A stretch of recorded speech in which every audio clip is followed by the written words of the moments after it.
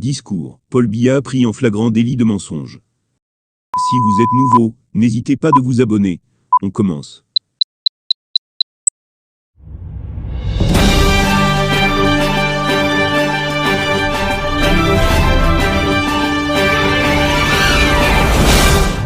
Le président Paul Biya, lors de son dernier discours à la nation à l'orée de la nouvelle année 2023, annonçait qu'il est incontestable que l'offre de soins s'est nettement améliorée au cours de l'année 2022. Il a indiqué particulièrement que le centre hospitalier régional et l'hôpital général de Garoua ont été inaugurés et mis en service. Grâce au relèvement de l'infrastructure et du plateau technique de plusieurs formations sanitaires, notre pays est désormais capable d'offrir des soins de qualité dans des domaines particulièrement pointus, tels que la chirurgie cardiaque ou la transplantation rénale, pour ne citer que cela. J'ai demandé au gouvernement de poursuivre les efforts engagés dans ce secteur, en mettant en œuvre un vaste plan de renforcement du plateau technique et des capacités du personnel des hôpitaux sur l'ensemble du pays, a indiqué le chef de l'État lors de son discours.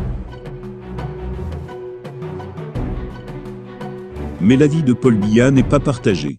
Dr Boni Aimé va à l'encontre de ces déclarations.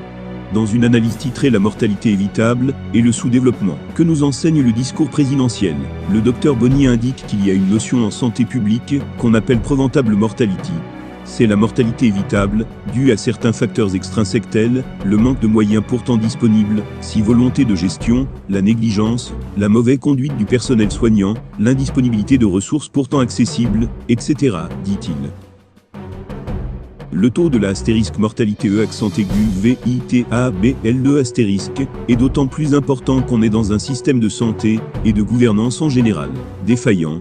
Certes, on meurt dans tous les pays pour faute médicale, mais on meurt davantage de healthcare misconduction dans les pays mal gouvernés. Le Cameroun est mal classé dans cette rubrique des indicateurs de santé, selon l'OMS, rappelle-t-il. Le taux important de preventable mortalité au Cameroun fait dire que l'hôpital camerounais n'est pas fait pour soigner, mais on peut s'y soigner, si on est chanceux, a conclu Dr Boni Aimé. Bien chers abonnés, c'est ainsi que nous arrivons au terme de cette édition. N'hésitez pas à continuer de nous soutenir à travers vos commentaires. Merci.